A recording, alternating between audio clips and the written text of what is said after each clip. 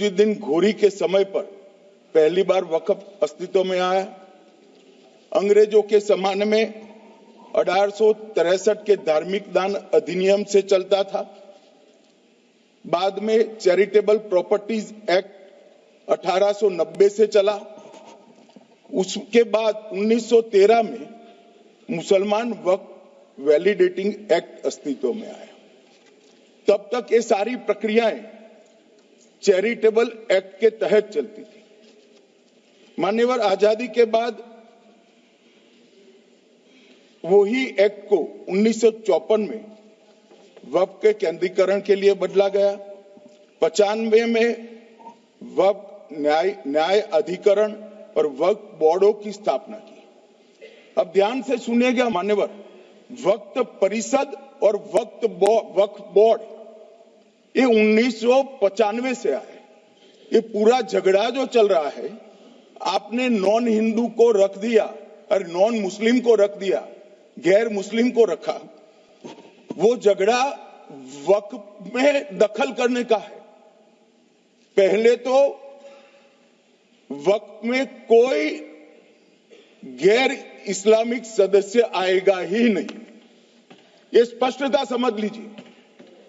ना मुतवल्ली गैर इस्लामिक होगा, ना वाकिफ गैर इस्लामिक होगा।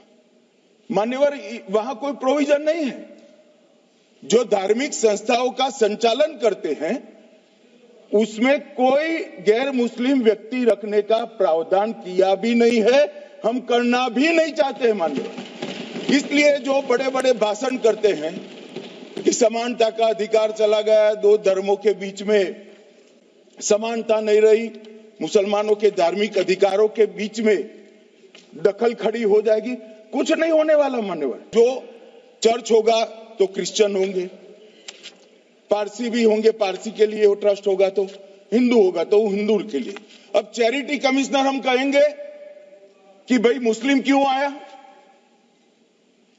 मुझे बताओ, चैरिटी कमिश्नर एक्ट में मुसलमान चैरिटी कमिश्नर बन सकता है या नहीं बन सकता है?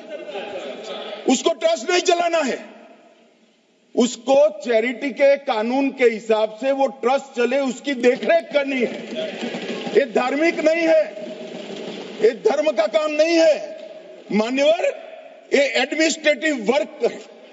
और इसलिए तो फिर चैरिटी कमिश्नर हिंदू होगा तो वो क्रिश्चियनों के ट्रस्ट का कैसे देखरेख करेगा? चैरिटी कमिश्नर क्रिश्चियन होगा तो जैनियों के और हिंदुओं के ट्रस्ट का कैसे देखरेख करेगा? अब बताओ कि सारे ट्रस्ट के चैरिटी कमिश्नर अलग अलग बन, देश तोड़ दोगे आप लोग, तोड़ दोगे।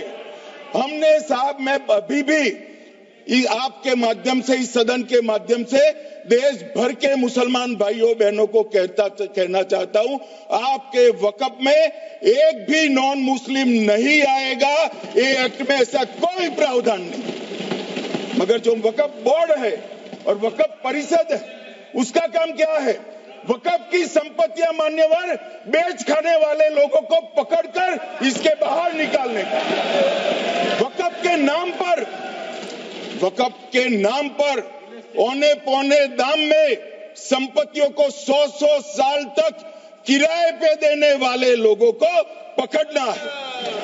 वक्फ का जो पैसा होता है, इनकम जो गिरती जा रही है, जिसके माध्यम से माइनॉरिटी का विकास करना है, माइनॉरिटी को आगे बढ़ाना है, इस्लाम धर्म की सारी धार्मिक संस्थाओं को पुख्ता करना है। ये पैसा जो चोरी होता है ना, उसको पकड़ने का काम वक्फ बोर्ड वक्फ परिषद करे। और मान्यवर, वो चाहते हैं कि इनके राज में जो मिली भगत चली वो चलती रहे, ये नहीं चलेगी, ये नहीं चलेगी। वक्फ का इतिहास मान्यवर कुछ हदीसों से जुड़ा हुआ मिलता है। और आजकल जिस अर्थ में वक्फ शब्द का प्रयोग किया जाता है, इसका मतलब है अल्लाह के नाम पर संपत्ति का दान, पवित्र धार्मिक उद्देश्यों के लिए संपत्ति का दान। मान्यवर, वक्फ का समकालीन अर्थ, अभी जो अर्थ हम समझ रहे हैं, वो इस्लाम के दूसरे खलीफा श्री उमर के समय में अस्तित्व में आया। एक प्रकार से इसकी आज की भाषा में व्याख्या करें तो वक्फ एक प्रकार का चैरिटेबल एंडोनमेंट है, और जहां एक व्यक्ति संपत्ति, भूमि या मूल्यवान संपत्ति धार्मिक या सामाजिक भलाई के लिए दान करता है बिना उसको वापस लेने के उद्देश्य से, वहां वक्फ की रचना कर। इसमें दान देता है, वो शब्द का बड़ा महत्व है।